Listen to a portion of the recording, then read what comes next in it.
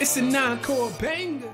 Dr. Ross dropping knowledge to the masses. Man, you now tuned in to purpose and practice. Ayy, yeah, purpose and practice. Keep your mental sharp, learn all the tactics. Dr. Ross dropping knowledge to the masses. Man, you now tuned in to purpose and practice.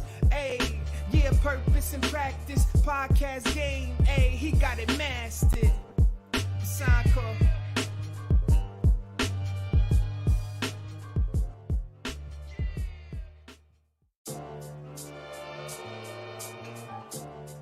It's a non-core banger. Dr. Ross. Peace, peace, peace, peace, peace. Purpose and practice community. This is our first time back since the new year, has dropped up amongst us. It is made me think of, I was thinking crazy. I played that song all night, New Year's Eve, the fabulous, the ball drop. And I was like, yo, that's one of the hardest albums, man. That album is crazy. Montana's on it too, but it kind of like put me in a mode of like, yo, let's get on to 2021 and let's drop 2020 where it stands. Yo, we've been craziness in 2021. But I know we're gonna touch on it on the show tonight.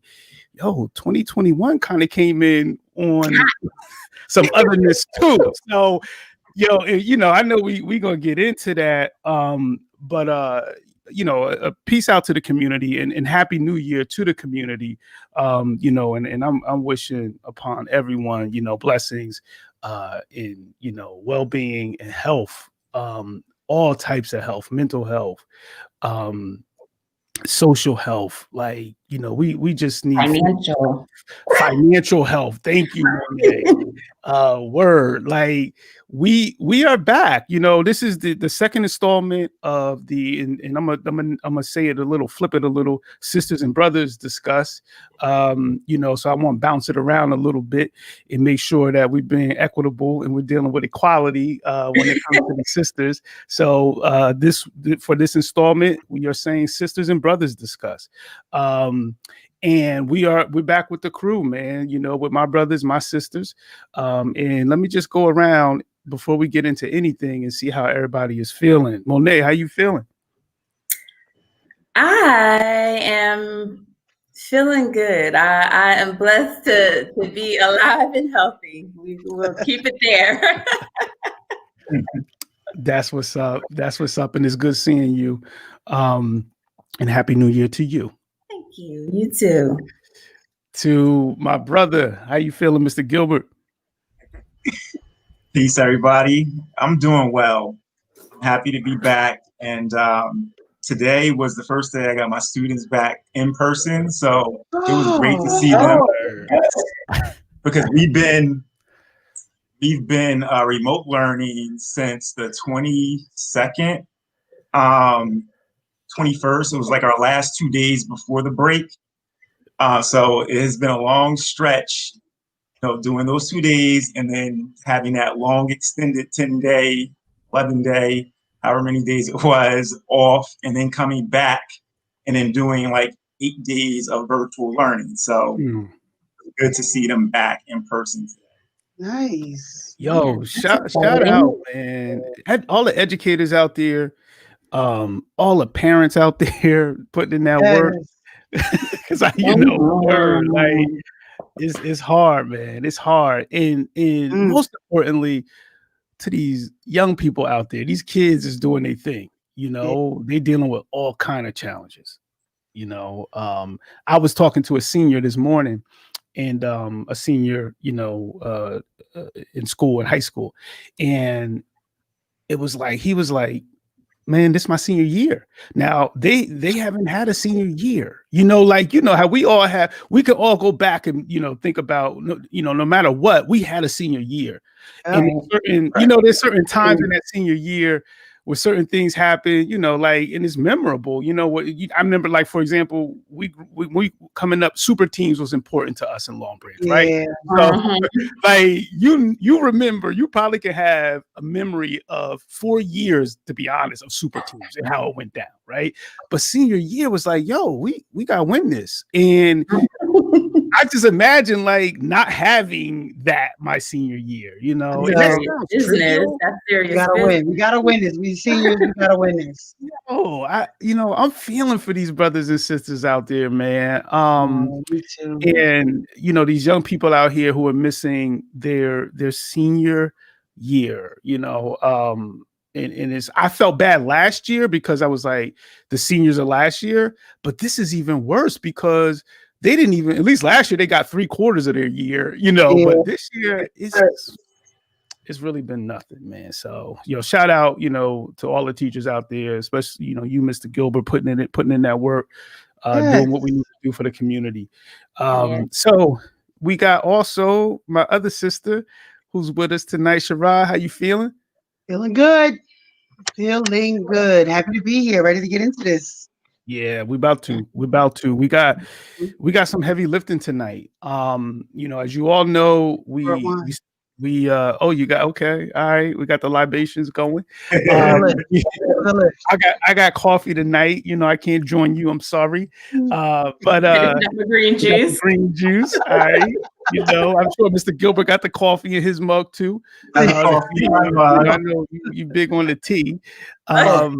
So we here we are though. Here we are. Before we start, you know, cutting the fool, here we are, and we are in the second installment.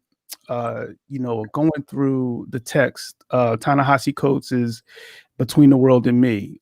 We talked the last episode, the first installment, on that Black identity, you know, that awareness of Black identity, and with that Black identity, you know, the experiences that it brought along with us, you know, and the things that we went through in terms of coming to grips with how the outside world viewed us as Black people, and then how systemically, you know, challenges arose based on that.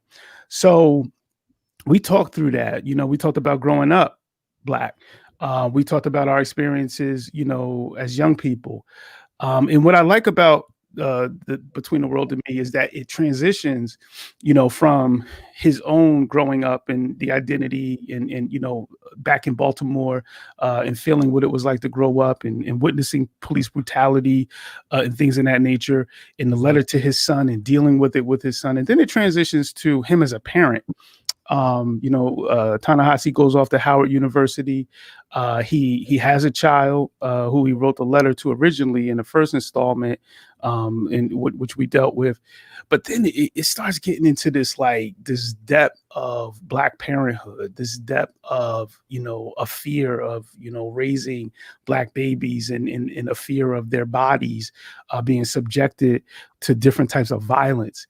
And he goes, into so many complexities when it comes to that. But what I want to start off with is one of the things that hit me hard was, you know, Alan Howard, you know, he had a friend, and that was Prince Jones. And he, you know, unfortunately, Prince Jones was killed at the hands of police and police brutality.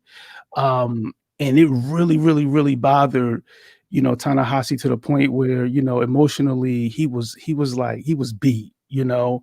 And I want to talk about that, you know, in terms of, you know, when we're losing folks who are close to us, you know, and we can call it what it is, unnecessarily, you know, people we love, you know, people we cherish. And I wanted to open up tonight, you know, just talking about that in terms of the fear of losing loved ones at the hands of whether it's systemic racism, whether it's bigotry, whether it's social threats, you know, that's challenging the existence of Black bodies, you know, like, how is that impacting us on a day-to-day basis? I want to get with that, because I think that there's a level of anxiety that we walk around with based on that fear. So I'm gonna open it up, and let anybody dive in, you know, and start building on that.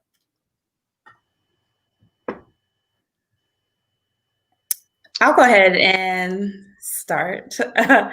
So, as far as the fear of losing loved ones, so personally, I haven't been close or knowingly close to a situation like that. But in the same sense, I do actually feel like everything that we've seen going on in the past few years, that those are loved ones. You know what I mean? Because they, even though they're not, I don't know them, but they look like my best friend. You know what I mean? They look like my homeboy. They look like somebody that I dated. They look like an uncle. They look like my dad. So there's that connection there.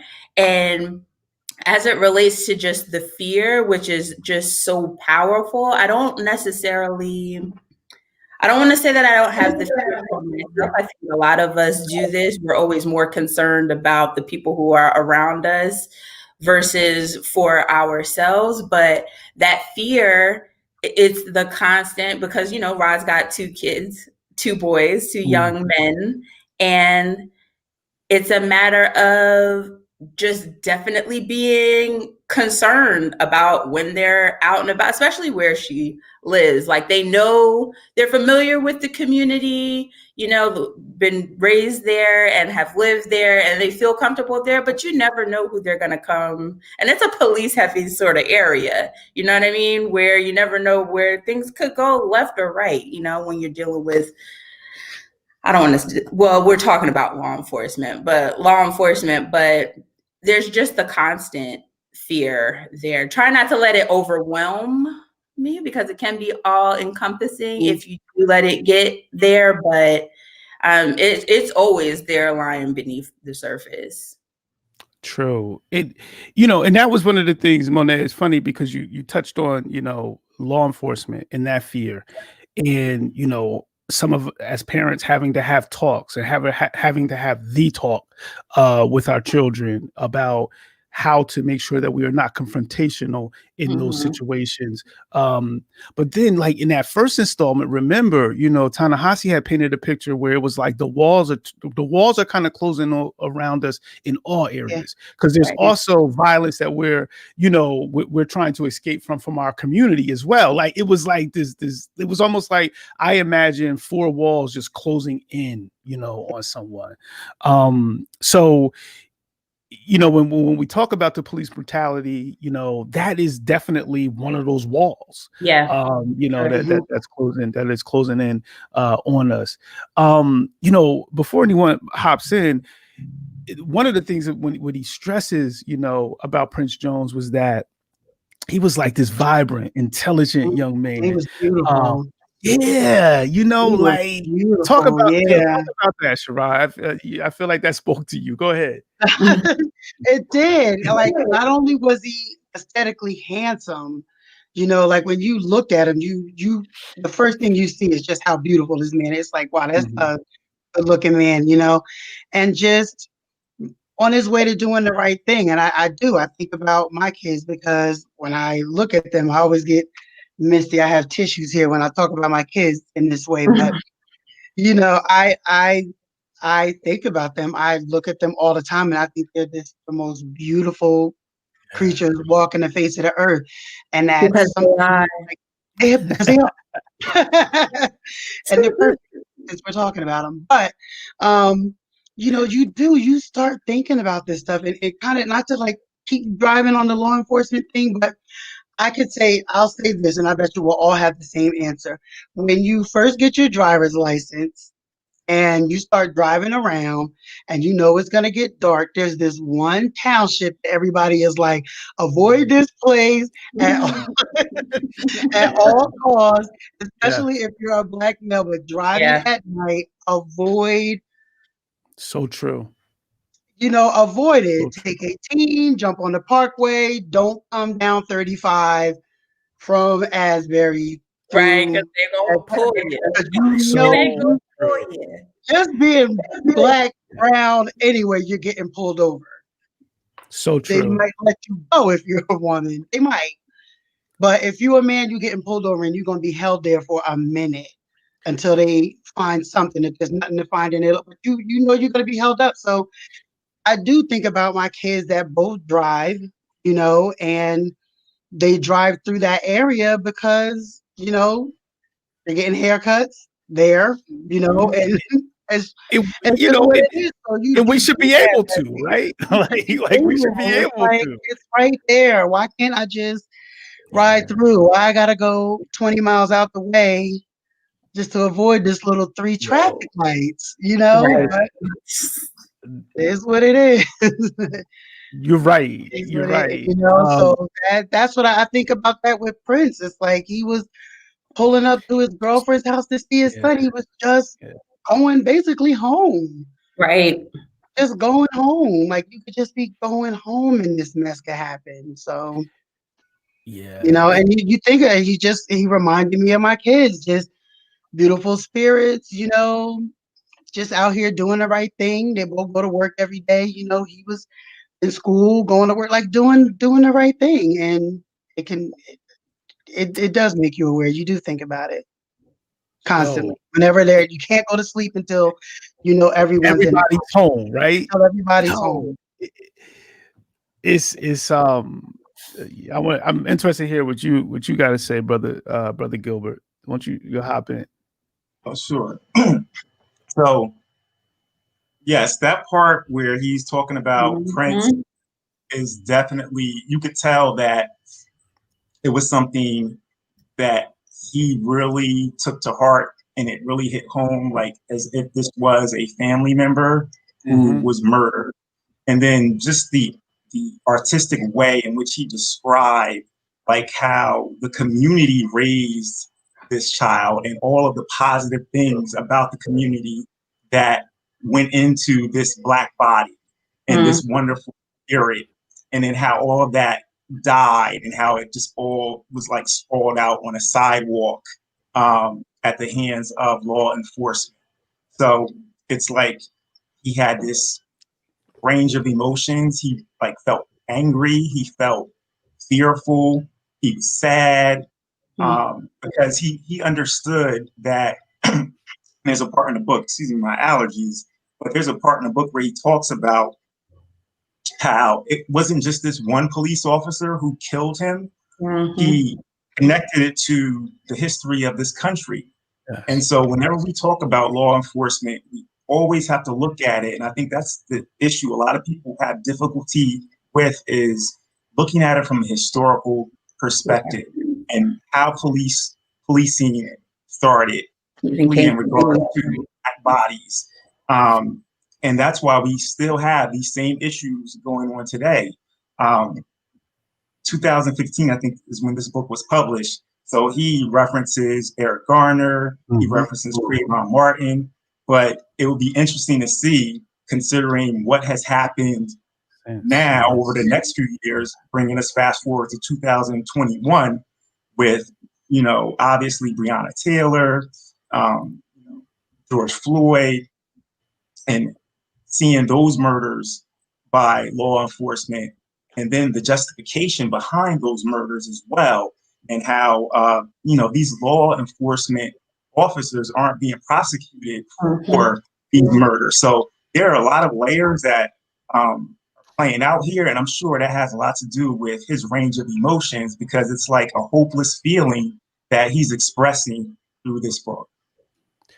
Yo, you hit on so much, Mr. Gilbert, and it's so true. And some of the comments so far tonight, some people talked about the sundown towns. It's funny because I remember in the Lovecraft country, I think it may have been the first episode, they went into the sundown towns, right?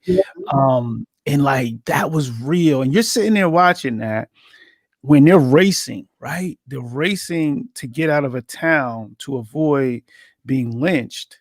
All right, for nothing, for just for their Black skin. And there when the sun went down, right? And being in the space when it got dark, right? And the wild thing is that they escaped that, right? they escape that challenge, and then waiting for them immediately is another challenge of at this point other police officers from another jurisdiction waiting for them. So they went through all of that, and I equate that to I look at it everything. I look at like, all right, it's similar to, all right, you go through all this education, you go through, you prepare yourself. It's like I'm going to win, and then it's like you get all of that, and then you get to the point, and it's like, no, it's still another obstacle. It's still something else that you have to overcome, and it becomes this fatigue. It becomes this fatigue. That love that he spoke about in terms of Prince Jones is a love that's real, man. Like, and I like what you said, Monet. Like, some guys I dated, like I'm thinking about him. My nephews, I'm thinking about him. And like during these brief interactions, whether it's with police, whether it's with strangers who do not know us and maybe fear us, it's impossible to run down. No, I'm this, I'm that, I'm a dad, I'm this. Yeah, it's like this moment, right? This moment happens so fast. So there's so many complexities with that. So I want to move a little bit and talk a little bit about, in terms of, at the point of the book, Ta-Nehisi, they moved to New York, to the Upper West Side, and it was this situation where they were out to see a movie, I believe, and it was a crowded area, a crowded situation, and there was a situation where his son was shoved and pushed by a white woman, and Coates's immediate response is like, yo, what are you doing? Like it was sharp, and from there, it's like other white men came to her defense, and other men came to her defense. It's like, yo, I can have you arrested for talking that way. I can't, and that was deep, because I'm thinking like, yo, it was almost like he was paralyzed for a moment, and not able to have the freedom to protect his son, the freedom to speak up and, and do those things. And then immediately someone said, I can have your body, basically. Like I can snatch your body right now. Right. So code. Yes. Saying all of that, but that's what I'm saying. Yes. Yeah. It could happen to you. You wouldn't do that on my side of Flatbush Ave. Like the proximity has everything to do with a lot of the stuff that we encounter, because we've all had situations where it's like, you just wouldn't be doing this if we were 2 blocks over. You wouldn't even have this excitement. Like the story you told about the pharmacy, where you worked in West End, would not have happened on Broadway. At what was the thing next to Newberry's? Ace Pharmacy. What was that? Ace's Pharmacy. Ace Drug. It would happen to you in West End, same city, would not have happened on Broadway at Ace. Right. He never even would have thought to come in there and even try that mess. I'm still not over it. Go ahead. That's a level of trauma. Not over it. That's raw. I like to hold on to stuff. I like to hold on. But that was a raw situation. Yeah, but that's basically what he was saying about his son in the theater. It's like, and I know she wouldn't have done this on my end of Flatbush Avenue. And it's like, it's true. It's true. It's true. Yo, in real talk, let's think about this, right? In this situation, you're Ta-Nehisi Coates, right? You obviously, and 3 of us are parents, right? Your first reaction is to protect your cubs, right? So it's like, yo, what you doing? But then you got to start thinking about survival, right? Because so there's a level of L's you got to take sometime, just to make it through an actual situation, Especially and that was the only one there. It was just him, the only other adult with his son. It's like he had to go into survival mode, because anything happened to him, then his son is left out there, hanging to dry while being traumatized by whatever is going on.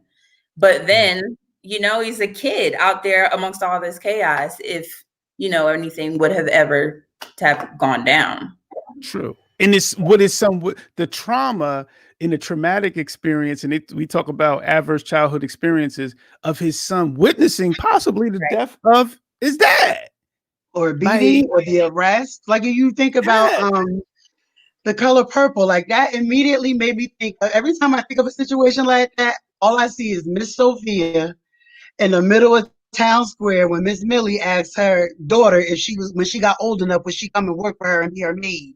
And Oprah said, you know, hell no. And then, you know, it was like, did you say hell? And she said, I said hell no. You know, I said hell no. And, you know, it started, a fight breaks out. Somebody comes in with the butt of a gun, knocks her out. Her kids have to get whisked away. You know, thankfully she was there with people, but it's like, that's how fast it can happen. Like they come out of nowhere. That's how fast it can happen. And it does happen that way. Just like even Do You Want Better with this whole, and I'm sure at some point we'll figure out a way to get here, but this whole insurrection at Capitol Hill, at the Capitol building, you know what I mean?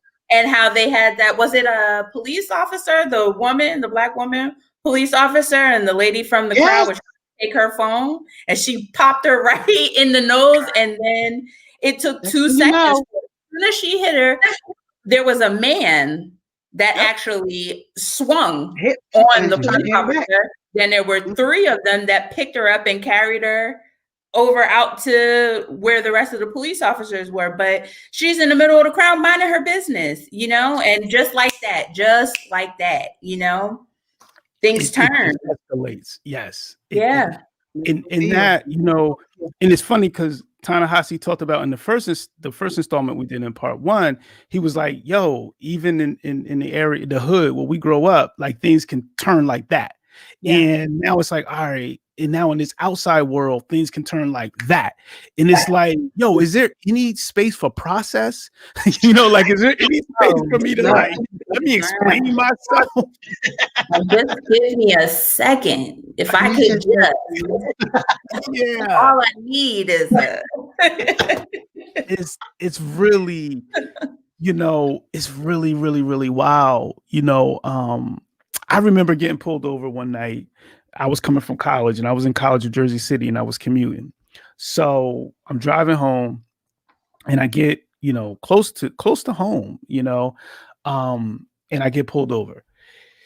And I wasn't, you know, I was just doing a regular thing. At the time I had kind of like a car that could, you know, cause people to look at it and be like, wow, how did he get that car? Not kind of. Never did. But listen, I worked hard for everything I had, right? So long story short, though, I'm like, I remember this. I'll never forget it. I'm sitting talking to the officer and I'm explaining to him that I'm a college student. I'm on my way home from college. I take night classes. I'm giving my whole background. You know, he didn't ask me any of these questions, but I just wanted it to be known of like, this is who I am, you know, just in case you can't imagine these things, just in case you can't think like, well, this could be a college student. This can be like my son, you know, and fortunately it was a good interaction and an interaction where I was, you know, allowed to, hey, go on your way, go ahead home. But I felt the need to be kind of like to say everything, like to try. I was just quoting, trying to get everything out there. Like, yo, I'm a solid dude. Like I really, really, really am. And it's like that anxiety is real. When you leave those situations, it's like a sigh.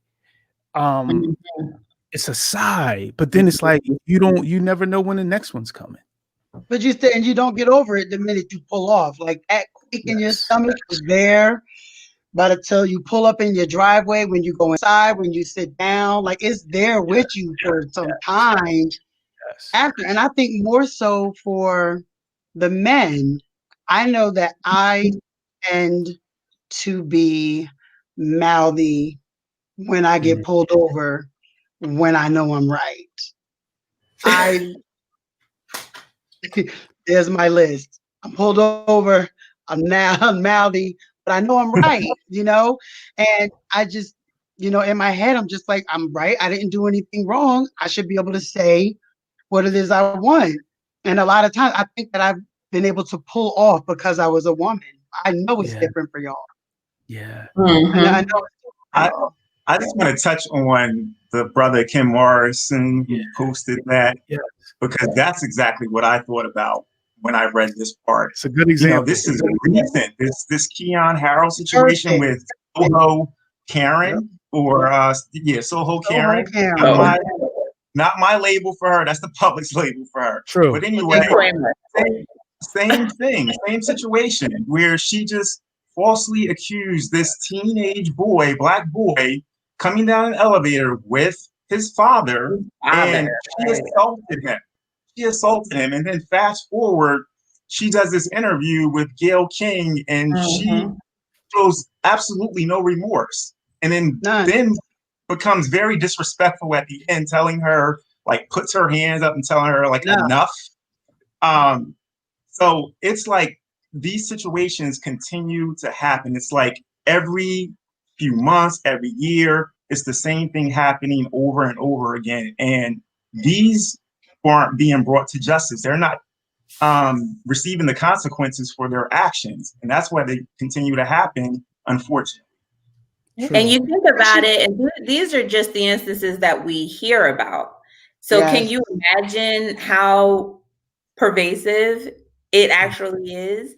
These are just what we know about. Indeed. And what we have record of, not all of it gets caught on tape. Yeah. And I said to myself when I saw that, I'm like, if his mom had been there would have been a different outcome. Like, you could tell Keon was having a parallel experience of Ta-Nehisi. It was like they were in the exact same situation. Where, like, the lady knocked his son over, and and I'm just like, I would have been all over. Like, me and her would have been rocking in that lobby for like days. I would have never let her go. But I'm like, because that was I said, if his mom would have been there, then we would have seen a different outcome. Maybe not a different outcome, but the events would have unfolded a little differently, but it would have been woman to woman, because that was a man still feeling like he couldn't physically protect his son the way that he needed to.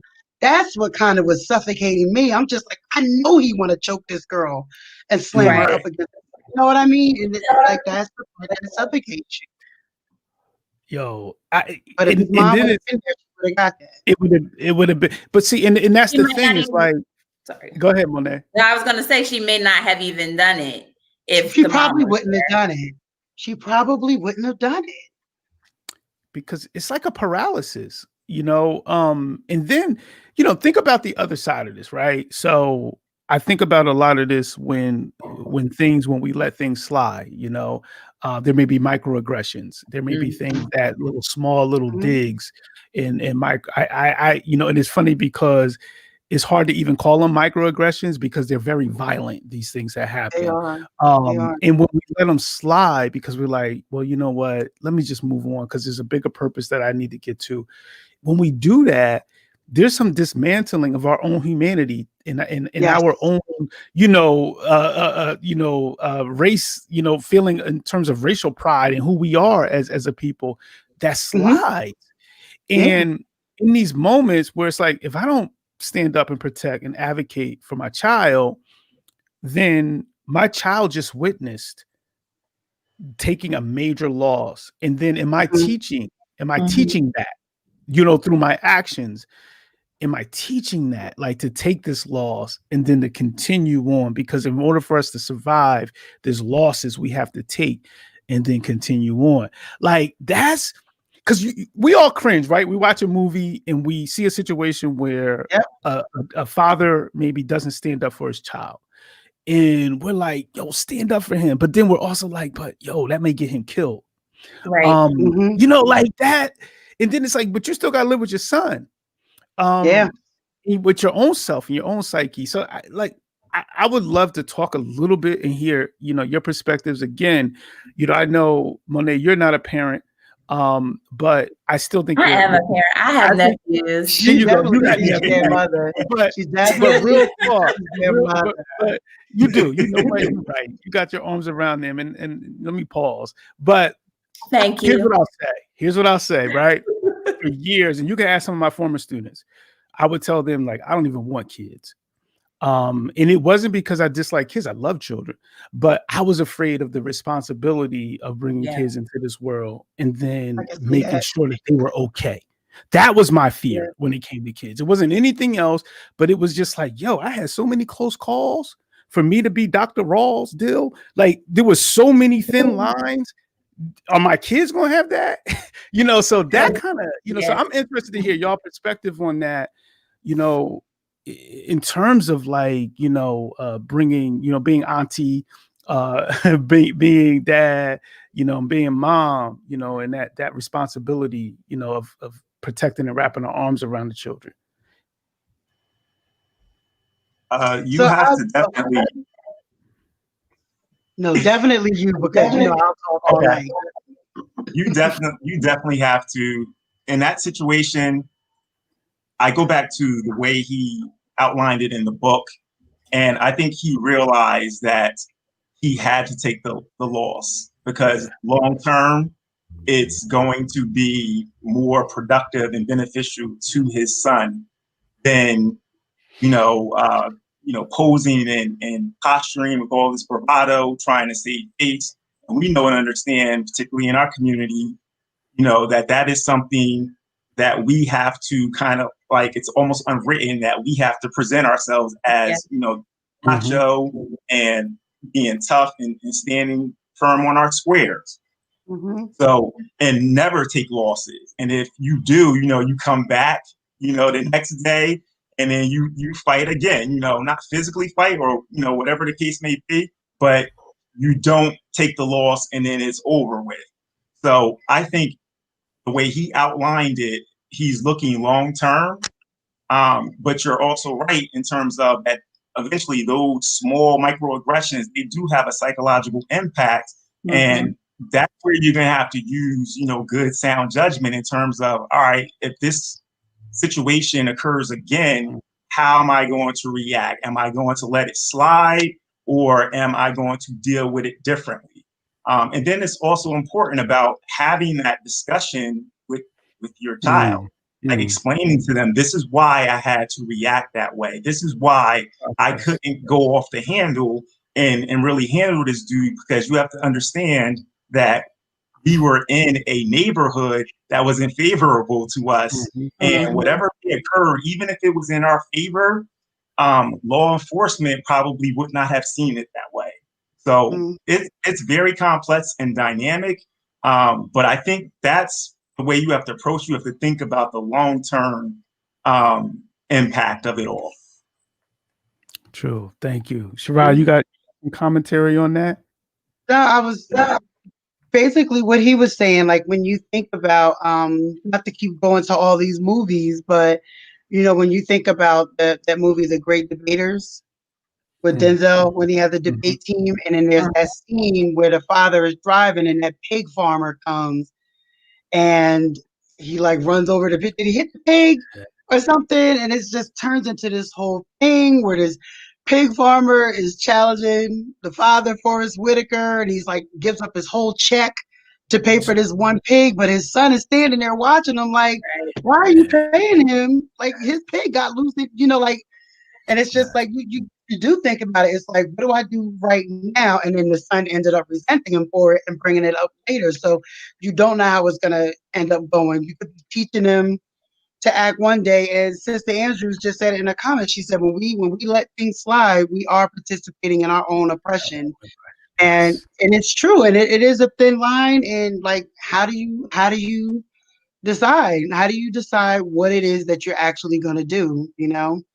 Like True.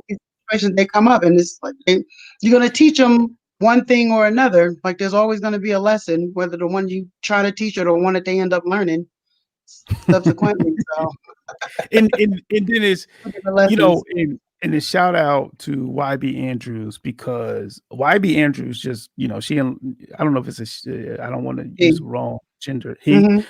She, but she, okay, but she has said, you know what, right? Shout out to Monet, in terms of village, and all of the children belong to us.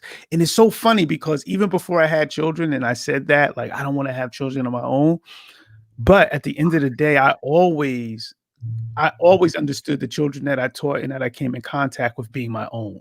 So definitely on there, you hit it right, and then YB Andrews came in and second the community coming together, to check things, because I'm like, yo, that's true. Like when I was teaching, like I taught them, because I always said to my students, like, listen, I'm gonna teach you because I want, if there's one day that you come across with children that I may have or family members that I love, that there will be a good interaction based on our experience.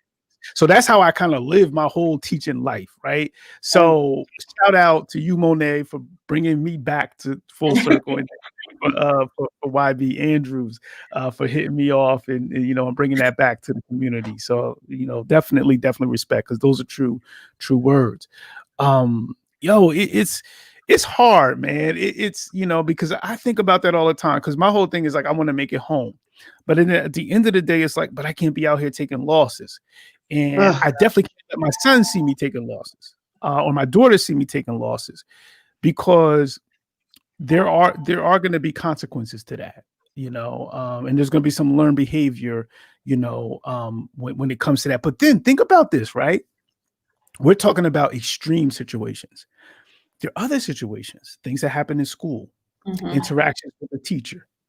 And there's some parents who are like, no, you know what? The teacher's probably right. You need to do X, Y, and Z. You need, like those. So let's not just think that they're always this physical life or death situation. Sometimes it's these little things, that are happening, these microaggressions that we call them, that are happening sometimes in spaces like school, where we dismiss it and we automatically give the teacher like, oh, the teacher was right, but we don't even hear out the story of our child, in some situations. Let's talk about that, because they're lesser, and I don't even want to call it lesser, because there's still some elevated things happening here, but it's not like violent. Yes, that exactly. Thank you for saying that. Emotional violence. Let's talk about that, when we let some things like that slide. Well, Mo and I'm sure you'll agree with me, we have no points of reference for that. Because we definitely had the parents. If we said it, it was true, period. And as far as my kids, as far as we all go, if they come home, if my kids said it, it's true. Look, there's my dad right there. In the comments. But it's true. If we came home and said, Dad, this teacher said this, that, the next day they are physically at the school. Literally. If I was at work, literally the next day, if I'm at work, Dad, this guy said this, that, I don't feel comfortable. The next day, he's at my job. So it's like, that's just, my kids are the same way. Mikey had a boss. Yeah, he's that guy. Tough guy. Like, he had a boss that had him on his schedule like he was a grown man with a wife and 3 kids. And he showed me his schedule that day. I get up from my desk. I call the lady. I'm like, listen. He was like 16 at the time, right? He's 16. Yeah. I'm like, this job is for sneakers and like candy. Like, he's not raising children. Cut these hours. Well, can we just keep him on the schedule since we already made the schedule? Said, no, that's not his responsibility to fill whatever your business needs are. You get him one day during the week, one weekend day. And if I'm being nice, he could do another weekend day, but one of those weekend days he's getting off early, and it's probably going to be Sunday because he got school the next day. That's it. And she didn't like it. I said, Mikey, tell her you quit. You're done. You're done here. So, yeah, but I do, like, we really come from a place where if you said it, it's true. The 2 of you know, because y'all have walked me basically through my kids' entire school career. Whatever they say, if I called you guys and said, this happened with a teacher, they're like, yeah, you're 100% right for feeling this way, and this is how you handle it. And that's literally how my kids got through school. For me, with the confidence of being a parent, of saying the things that I was saying because of the 2 of you. So again, publicly for the 1,000th time, thank you both. I love you. We all do. Those are part of the village. We're being part of the village that goes through because we just didn't know what to do most of the time. Right. Like, how do we handle this? This teacher just ripped Mikey's folder right in front of the whole class. What do we? But can you imagine if we didn't, or the kids didn't feel comfortable enough to come talk, like the type of chokehold that would have had on the kids, or even for us going to a place where somebody is asserting their authority over you. You don't feel like you can tell anybody, because are they even going to believe you? And you've got to go there every day, depending on what grade you're in. You might be with this teacher all day long. And so that's where the emotional and psychological violence comes in. And it burns me up. It grinds my gears, because there are adults that take advantage, and it only takes one time. You only have to do something one time for me to call my parents, have them up in here, set it off a little bit. You're not going to bother me anymore. You're done. It never bother you again. You'll never bother me again. But it's those kids who don't feel like they can go to somebody, who, they prey on, because there's some sort of power that they need to feel like they're exerting. You know what I mean? They're not getting it from other places. And so they choose a child, an 11-year-old, that kind of power, on, and it's a mess. It's disgusting, if you ask me. It is disgusting. It is. It is. So Lucky just said that parents are their children's advocate, and that's where I was heading. We definitely, some parents, we have to show how to advocate for their children, right? Because they don't know how to. True. But then again, that goes back to the teacher. Do you have that kind of teacher in front of your children who knows what it's like to be a parent, but also knows what it's like to be a teacher, and wear both hats and understand that it's a challenge being both, looking at it from both perspectives, but you have to be able to humble yourself enough to say, you know what, I'm going to show this parent what this parent should demand from me. Like, I'm at a point in my career, right? From an education perspective, like, I'm at the point where I feel confident in my ability, where I can tell a parent, this is what you ask me. Whenever we have a comment regarding your child's academic progress, and this is what you should ask their teacher next year and the following years. Like, these are the things that you are, or you should be privy to in regard to your child's academic, not just academic, but social interaction in the classroom. But that takes effort. That takes a lot of effort, and that takes a lot of commitment from the teacher. And that is the dynamic that a lot of people miss. Because think about this. When we were younger, it was, I think, Rod, you talked about it. It was, teacher's always right. If the teacher said it, in most households, you're the exception. You guys are the exception. You know. But in most households, it was, the teacher's always right. And if the teacher said it, then it was true. So just think about those teachers who understood that the parent was going to side with them, and they also use that to their advantage. And now your kid is being assaulted for 9 months out of the year every day, because they find the one kid to kind of just, because they know that this kid has no advocacy. No one there to come in and fight. Advocacy, Lucky said it, is power. Monet, you talked about it. It's power. And then the other side of power is powerlessness, right? So there's some people who feel like, I can't, this game is rigged. It is what it is. I can't change anything. We just gotta get over it and move on. And it's funny because when you really look at how Ta-Nehisi processed the whole death, of his friend Prince, and when it went back to the community started saying, we gotta heal, and he was like, nah, later for that. Like, it's time that we need force with force. Like, he was like, I'm tired of all of we gotta heal, we gotta do. No, he was like, he was almost like Mr. Williams in this situation. Like, no, I'm showing up tomorrow.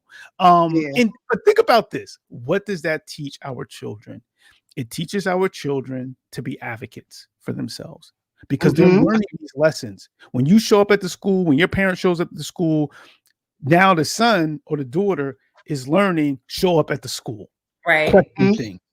When that doesn't happen, and it's like, all right, this is the way it's supposed to be. And psychologists call it learned helplessness. It becomes like, yo, I just accept this. This is my fate. So I'm just going to live this out in my oppressive state. And it is what it is, you know? So that was really, really, really deep. I want to go ahead, Monet. I was just going to say, to be fair, it doesn't just start with if we're talking about these learned behaviors or learned helplessness, you know, just doesn't start with the parent. It's the parent's parent also. So they've also learned. And then very likely their parents learn from their parents. So there's a lot of generations got to identify and work to eradicate. Yeah. So. And our grandparents show up at school. Grandparents we have grandparents that, you know, that advocated. Like, so we do come from a relatively long line of that type of behavior. And also, like, Lucky, when she was on there, so does she, you know. So this is why she's like, the parents of the students. Yes. Come from a very long line of, we come into the school, we're going to make this right now, you know, for the and embarrassing your kids. Because we were embarrassed. Yo, my mom came to the school, or she wild out of school. Like, we be like, you be telling your kids, so my dad coming up here today. My mom and dad coming today. You're not a kid that misbehaves. Normally, you're not a kid that'll misbehave, because you also know on the flip side of that, because my dad didn't just come into the school and raise hell. Like, the hell came, but he also brought a little bit of ice water. Like, now if she get out of line, here's my number. Call me at work. And my teacher saying, Dad gave me right here next to your name in my grade book. I can call him at work. Miss Magical was good for that. I love her. But she was good for pointing. I got it covered. It's right here next to your name. Call him at work. It'll calm you down. Get you right on together. It's real talk.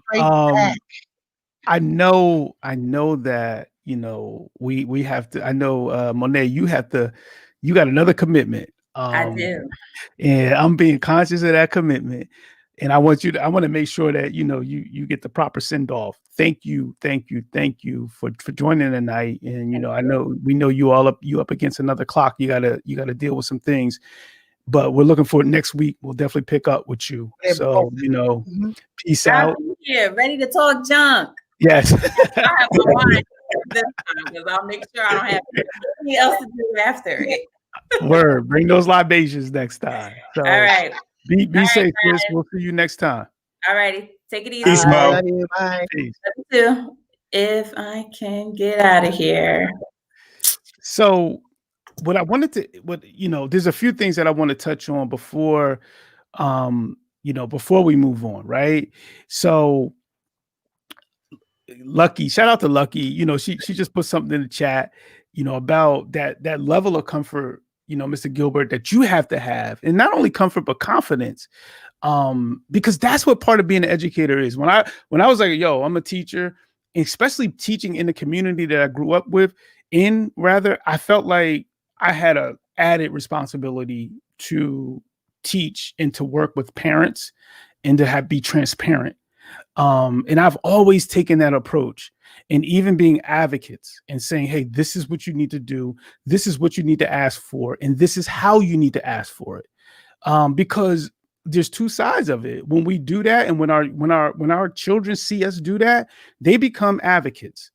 When they don't see us do that, they become weak. And when we start looking around in the communities who have parental advocacy and those who don't, you begin to see those who kind of walk into a conference room and feel like, yo, I'm what it is. Like, this is I own this. And then there's the other side of it, is like, folks is like, it's imposter syndrome. Should I be here?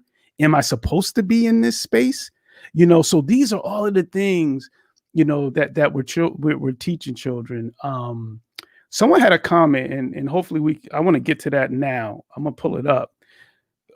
Teresa Gonzalez was asking if we could speak about code switching, and how that affects our lives.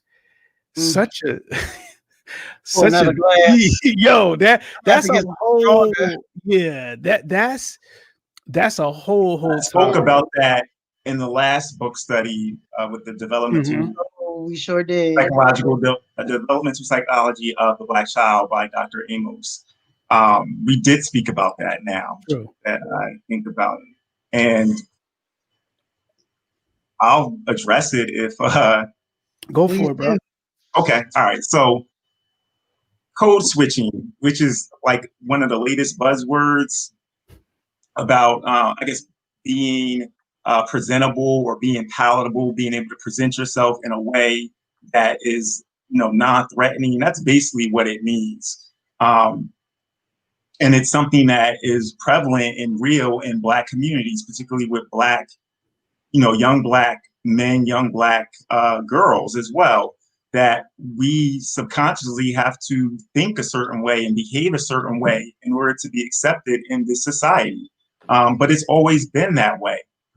For me, I don't see it as code switching. I see it as wisdom, because I was always taught that wisdom is swift and changeable, but yet remainable is always the knowledge, which is first.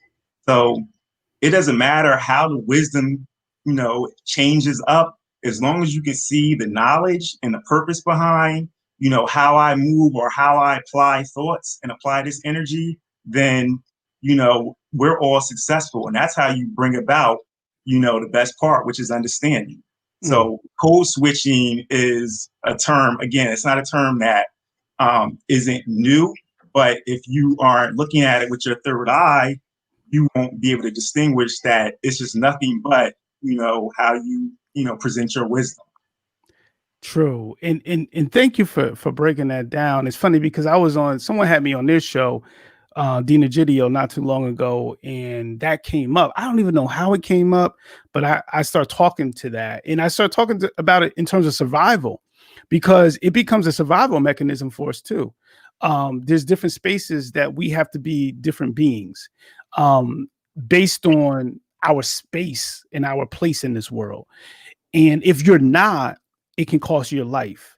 So it's one of those things that, growing up in communities that we grew up in, and to me, it's the most powerful thing that I have, where I can walk into a boardroom and I can speak to superintendents and deal with superintendents, but then I can also be in the hood and deal with the hood, and I can put on these different hats and do those things. And to me, one of the greatest compliments that I ever had is when one of my peers said to me, it was like, bro, the way that you can break down the complexities of education and things of that nature to those who may not be as familiar with concepts and terms, and empower them, is like beautiful, and I took that and I was like, yo, that's the greatest compliment we can ever have, because we always, the old folks used to say, put it where the goats can get it. Like, when we have this knowledge, it's our responsibility to put it at the level where everyone can receive it, and can nourish it. If we stay in these ivory towers and we're speaking this language that people can't relate or identify with, we're in trouble. We're in trouble. So that's the science. We were always taught, and then I'm going to let you go, Sherrod, but we were always taught to take it from the lowest to the highest and then bring it back down to the lowest, because you have to be able to give, like you said, give people it in a form in which they can receive it, and then they can also then use it. Because if you're giving it to them in a way, or not presenting it to them in a way where they can't use it, then it's useless energy. Like, you're not conveying your message and you're not teaching, and therefore they're not learning. So it has to be broken down in its simplest form. It's complex science, but it's very simplistic as well. Mm-hmm. Rose, I can't see you. Is your screen? You can't see me? I can only see Mr. Gilbert. Oh, you know what? Because I had it on. I had the solo. I went solo mode on Don't do Mr. that. Gilbert. I'm going solo mode for you. This is Like between the nah, world you and got us. it. We're all here It's together. coming. It's coming. Solo mode. Bam. Oh, so now I'm here. Wait, For you. I didn't have anything to say. I was just saying that I couldn't see you. Oh man. See you like. Oh, okay. So I thought you was ready to drop some like all this knowledge. I didn't want to say anything when I went solo mode. I was like kind of thrown off a little bit. Yeah. I took it off. No, it's fine. It's fine. But no. So code switching. We're doing it. So it's that's that. I don't know. It's a tricky one because just for the term, the code switching, it's something that has become so natural for so many of us that the way we speak to each other and when we go into a work setting, it's so different. So I had to like kind of get that together for myself. So now I show up to a job, an interview, a new job, anything that I'm doing where I'm facing people, I always say, I gotta go in here as myself. So we talked about it in the other book, the developmental psychology, Yes. and we talked about hair, and I commented like we need to stop making young Black girls think that we straighten their hair for a special occasion, or we're going to church, or it's Easter, or it's this, or it's that. So because it's a special occasion, now you can wear your hair straight. So I am always making sure that I show up as myself. I speak like I would normally speak. I speak like this when I'm at work. I don't change it up. There might be some language that I use that I wouldn't use, but I go to work with my natural hair, and I go to work. I show up everywhere just as myself because for me, the switch was too big for me. Like some people, it's not a high jump. It's a really high jump for me to go into what I believe that people would think is acceptable for me. So it's something that I just chose really just not to do. Like I just show up as myself, and that just has to be good. It just has to be good enough. That's good. It just has to be good enough. And if not, then don't give me the job, don't invite me back to your house, True. Don't hang out with me anymore. Like, it's just, it is what it is. It's too much. It's exhausting. It's exhausting because you could do all of the things, check all the boxes on whatever list that you think that they have, and you still could end up not hitting the mark. So now I'm bald headed because I straightened my hair to within an inch of his life. You know what I'm saying? I'm running around here late for work because I gotta put a ton of makeup on and make my nose look slim and this, do that. I'm learning a new language and I'm changing the pitch of my voice, so I'm always hoarse, so I don't sound like this. And I'm going to work and I'm sounding like this. Hi, good morning, everybody. And I'm like, that's not how I sound. I don't talk like that, and I'm not willing to do the switch for anybody. If President Barack Obama could say to his wife, Michelle LaVaughn Robinson, if he could call her full name, that right there, that gave me all the freedom I needed. I said, yes, LaVaughn, and we here together. Because how do you code switch when your first name is Sherrod? Yes. Like, how do you do it? You pretty much from the door have identified yourself. So it's like my name alone says, just show up as who you are, because there's no getting around Sherrod. And in Sherrod, there's a level of confidence, that takes. Yeah, that took years though. Yeah, years. That was work. Yeah, it took a Mr. Williams, it took a Mrs. Williams, it took a community, it took a village, as has been mentioned earlier today. And it's like, if we don't have that, then we develop these insecurities.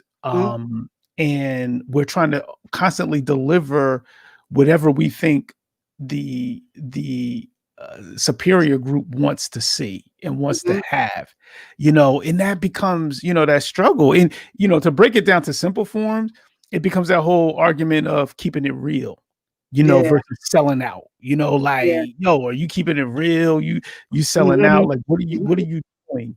And it's definitely a very, very complicated, and it weighs on us. And somebody put up in the chat, I think it was Andrews, the Paul Laurence Dunbar poem, We Wear the Mask, which is crazy because when Fugees did that, Lauryn Hill did it, the Fugees did it, We All Wear the Mask. And it's like so deep, like the shields that we put up, the fronts that we put up, and even in that movie we clown about a lot. What is it? What is that movie? Us. Matter of fact, it's Us. And a lot of the premise about that is that movie is like, yo, there's another you out there. And maybe this you is like this alternative you that maybe is wearing the mask. I gotta watch. Yo, that movie is so complex. Slow down, I got 5 on it. Really pushed me away. That scared me. I talk a lot of mess for somebody that gets scared as easy as I do. But when I heard that, I said, I can't. It looks like a horror movie. I can't do it. Yo, it's deep. It's deep. It's definitely worth the watch. It's definitely worth one of these sessions. I really, really, really, I loved it.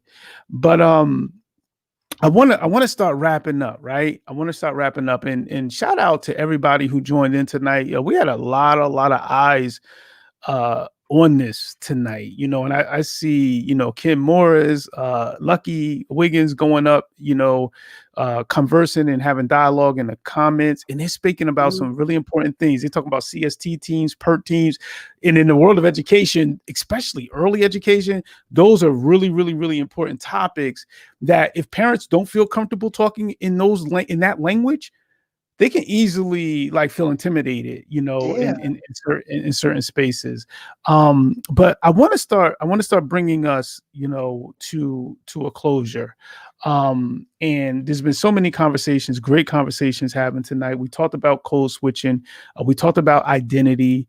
What I want to get at next is that piece about, the talk.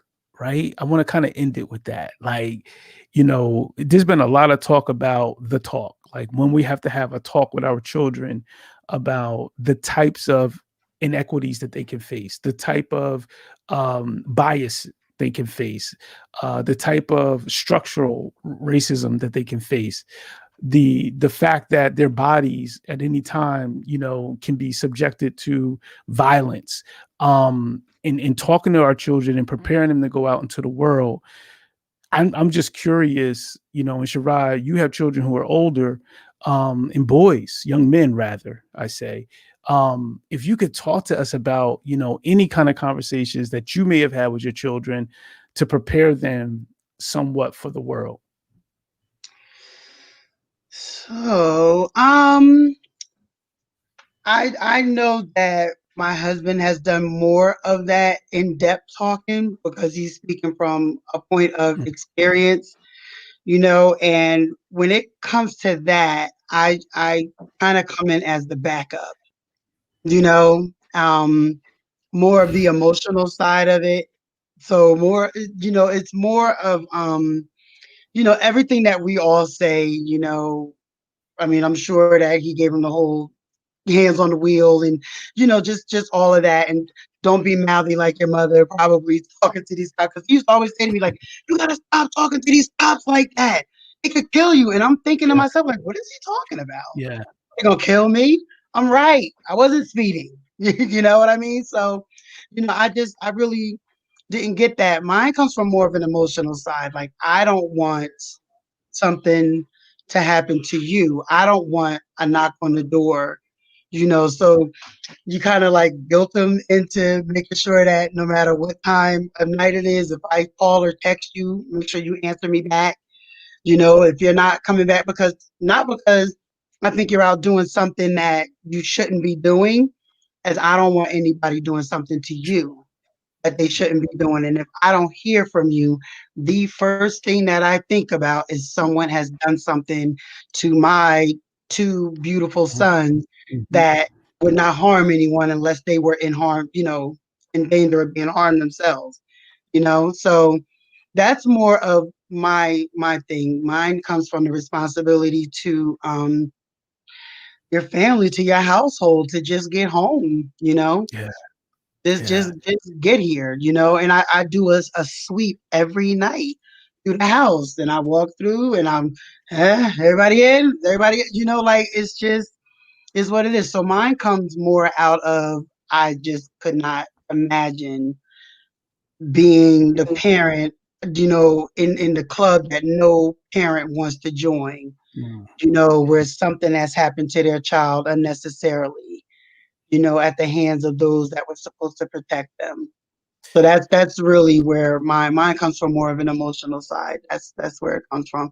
All of the what to do, that comes from him, I But like mine that. really, I really give the more emotional side. Like when you want to, assert your rightness, you can't, you can't just hand it over, take it back, leave. If you got to call me, leave your phone on speaker. I just want to hear what's going on, just in case any, it's just, that's it. You got a responsibility to us to get back here, or to, as long as we're all living together, when we separate and go our separate ways, you're in your own homes, then, you don't have to. But when you leave here, the clock starts ticking for me. Like, all right, how long until they come back? And if they're not back, and you can't stop thinking. And I think that that's the power of community. That's the power of village, because what you just explained, it's counting on other folks, other elders in the community to hold their piece down, to hold their part down, whether it's parents, whether it's extended family, relatives, or just the general community. Right. And that is one of the things that, I think we have to do a better job of creating that extended community that goes beyond the house and the home, because that's kind of that's what we had. For sure. We benefited from that. We really, really, really, really did.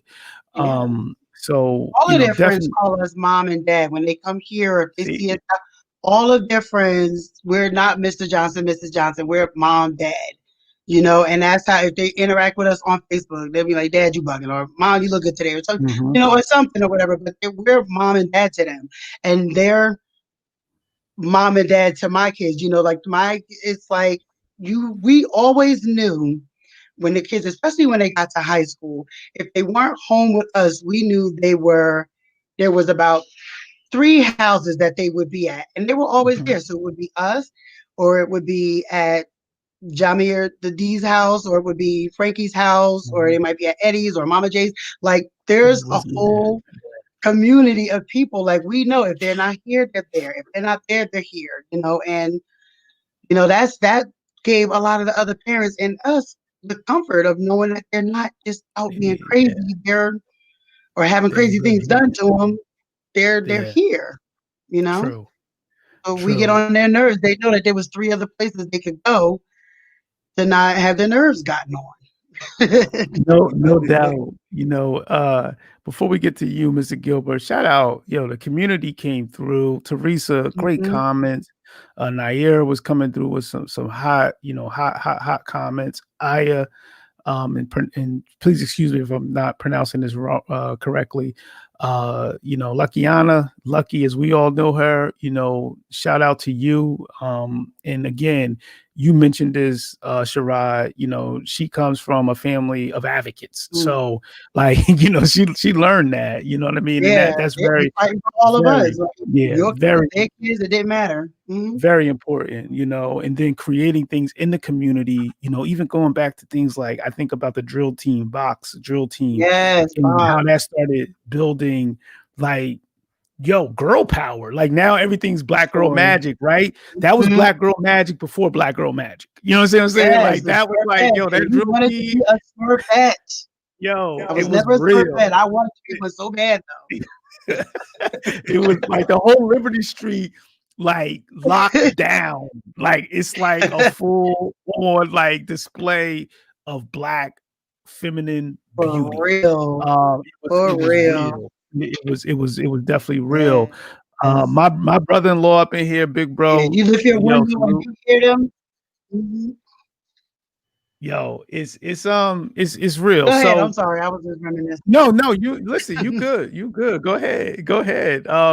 That's what that's what we're doing your window here. was up and you heard them through a fence, so you like ran down from wherever you were just to watch them practice. It was like, I hear him. You can hear him from like way across wherever, and you just shot down and followed the sound. Yes. It was like that bat signal. Like when that happened, it was on. Yes. it was on. Big shout out to my big sis who joined in. Mr. Gilbert, like, yo, anything you want to hit on that in terms of having these conversations? And you shared a complex conversation last time that you had with your daughter, but anything you want to add on when it comes to that and having these conversations? No, I definitely wholeheartedly agree with everything that my sister Rod just shared. And the thing is, these conversations have to be ongoing.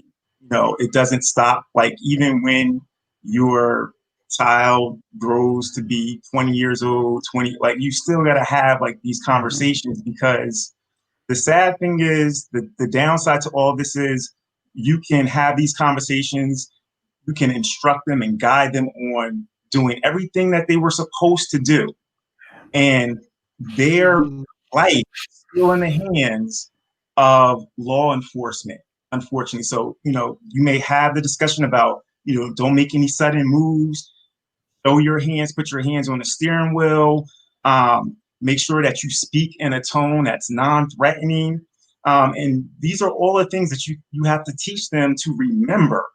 And they're already going through this anxiety at the fact that, I'm being pulled over, and this, instilled fear is, overcoming me. So they may forget, one of those rules or some of the protocols that they're supposed to follow. And that could be the difference between life and death.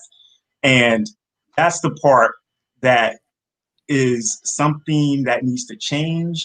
And these are conversations that we also have to have with our children, which goes back to like something you shared, brother, earlier about not wanting to have children. That's the fear, is because it's like you can't control that. You can't control that situation at that point in time.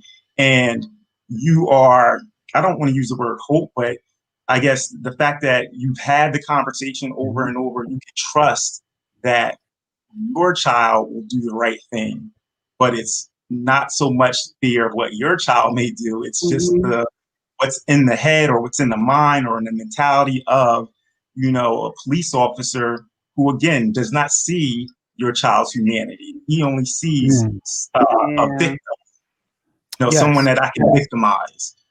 So that's the part I wanted to add on to. And these conversations definitely have to start with children at a very young age. Like you can have these conversations with 6 or 7-year-olds. Today, our first day back, my kids and I had a conversation about what happened at the Capitol, and it wasn't planned, but it was a question that they asked. And actually, the question was about Dr. Martin Luther King, whose holiday is this upcoming Monday.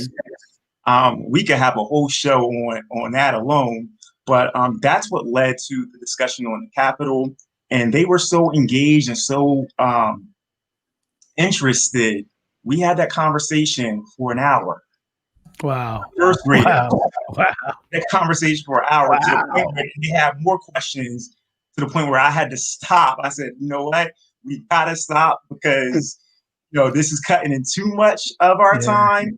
But that was the highlight of my day. And having them back for the first time in like 2 or 3 weeks, that lets me know that these conversations need to be had, and they can be had, and they can be productive, and you can have them on their level where they will understand and they can engage in the conversation. They'll ask questions, they'll make comments, and I ended up writing a letter to the parents this afternoon, like shortly before I came on the show, letting them know that I had this conversation with them and that I strongly encourage them to continue to have this conversation with their children because it impacts all of us. It impacts everything that we do. And that's how I broke it down to them. And we'll probably continue it on tomorrow. So I'm looking forward for them to come back into class with more questions, sharing more conversations, maybe dialogue that they had with family members from this morning. But that's what it's about. We gotta have that communication with our young people. We gotta have that communication with, our young Black boys, our young Black girls. In order for them to be empowered and to begin to start thinking about and critically thinking about how we're going to change the system or how they're going to change the system, because ultimately they're going to be the ones who do it. But we got to have the courage to teach them the truth. That's the bottom line. True. Yo, in at the end of the day, Mr. Gilbert, it goes further to the human family of the planet Earth. And it was like I was having a conversation, and sometimes we limit it. It's like, all right, we our young Black men, our young Black women. But it was like I was having a conversation earlier, and one of the students that I was talking to was basically saying like, we all need to learn this. And this was a white young lady, and she said, because that helps me. She said, because I may be in a situation where I'm in a situation that's good for me but bad for a friend who may be a Black male, who may be a Black and it changed your whole perspective, because you're like, this is for everybody, because we also have to. That's for everybody. Yes, because think about that. She did all of that math in her head, like, I could be driving, but then maybe I'm with, and it's funny because Anthony Stevenson, who I had on the show back in the first episode, he talked about that, and he was they were out at the rallies down in Philly, and I forget where else, DC, and he was, at the time they were filming this there was a young lady, she was white, and she was doing like basketball, and they were playing basketball at the different areas where protests were going on against police brutality. And he was like, one night we were packing up and walking to the car, and a cop came by, he's a Black male, and the cop kind of slowed down and was like looking at them and everything. And he was like, the conversation that they had after that encounter, with a young lady, was like, wow, I never really, he was even like, I forgot for a moment that I was a Black man here, and she was like kind of speaking of like, well, I didn't, and it's like, that needs to be, those antennas need to go up for them, as well. Like it's everyone. I want to bring us to a close tonight, as hard as it is to end this discussion for tonight, but the good thing is we got another discussion coming up next week. Shout out to everybody who came through. So many folks came through. LA, shout out to you, brother. Coming through. My big sis came through. Shout out to you, Tracy. I love you. Big bro came through. Love you too, D.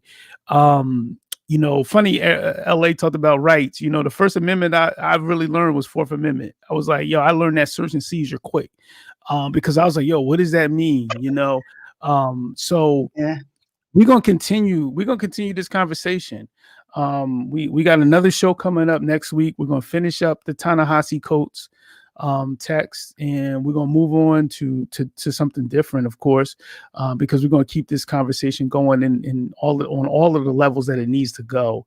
I want to thank Monet. She had to dip out because she had other something else that she had to deal with, and which we all understand how that goes in our world. And she's on the West Coast, so understand, like, for her it's 5:25, and D and it's still work hours.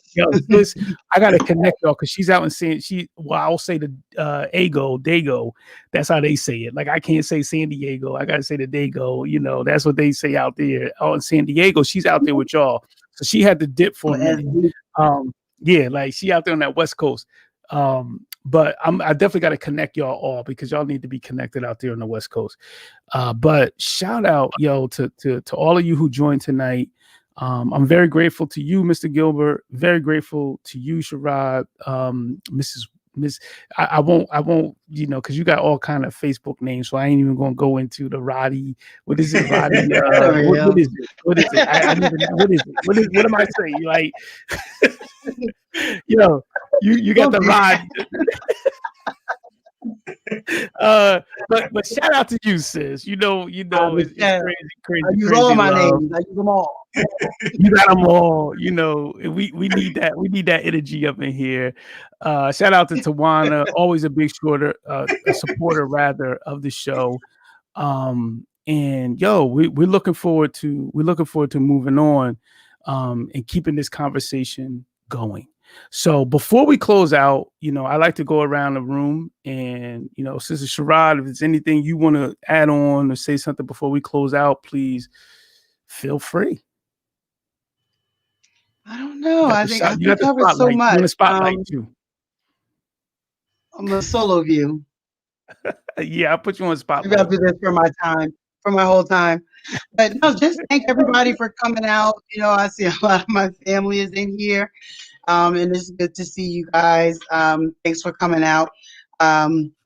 Just everybody it sounds so corny, but we really do have to just love and respect each other. A lot of this mess that we're seeing is due to a lack of love and respect for your fellow man.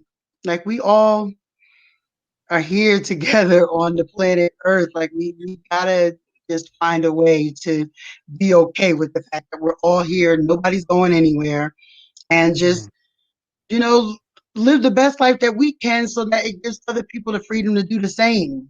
If I'm not living my, to my truth or to my best ability, or, the best life that I can see for myself at any given day, always striving to do better. But if I'm not doing that, then I probably will be bitter and want to hold people back. Just see yourself as your highest self, and just always just do everything you can do to get there. And you won't have time to hate people and do some of this nonsense that we're seeing out here. That's really all I want to say. I love everybody. I love y'all. We know it's crazy love. It's crazy love. Wine talking love.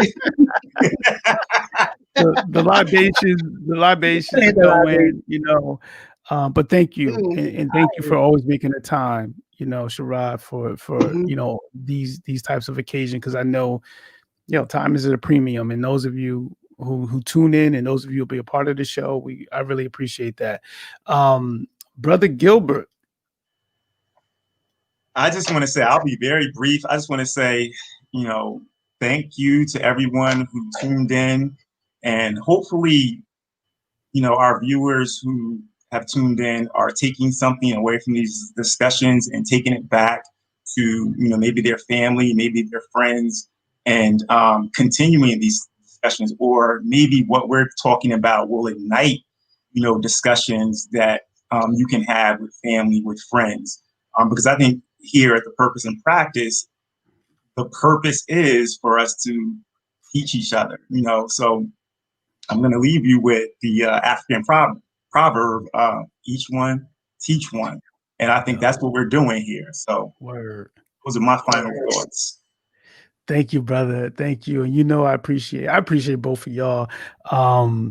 And he did a better job promoting Purpose and Practice. And I didn't even mention Purpose and Practice the whole thing. He's just like, yo, this is what we do. That's what's up, man. That's what's up. But this is for the community, and we're going to keep bringing the fire. We got another episode next week. We'll be here on Thursday at 7:00 Eastern. Now I got to say Eastern because we got somebody out in the Dago. My big bro and big sis, Reggie, you got to show me how to say that. But, we got Monet out on the West Coast. So we got to represent. It's 7:00 Eastern time next week. We will be back for the final installment of the Ta-Nehisi Coates, Between the World and Me. But then coming up after that, right, we got some fire guests. And I'm just going to let you know, the first episode of the Purpose and Practice season 2 is going to be, we got an attorney who's going to come on and talk about her journey to becoming an attorney, what it took, what it's like, what the profession is like for those of you who are up and coming, wanting to be in law, how you need to move. So I'm looking forward to that. You know, that's going to be our first episode of the second season, which is going to follow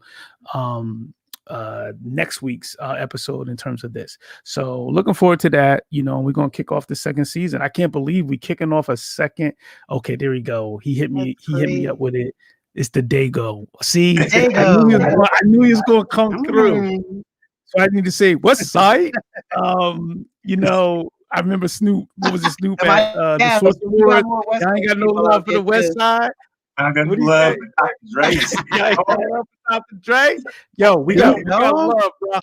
We got East Coast got love. You know y'all East Coast. Yo, yeah. We got love out there, fam. We got love out there. Shout out to everybody who came through. Yo, it was mad live tonight. I'm looking forward to next week.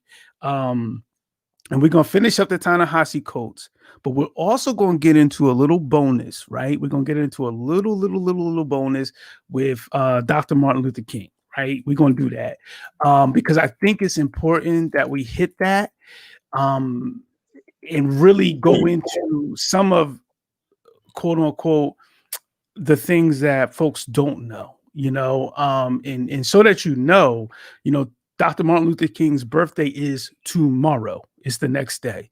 It's January 15th. So we, just knowing that it's not Monday. It's celebrated on that Monday, but it is the next day. In 1929, that's when he was born.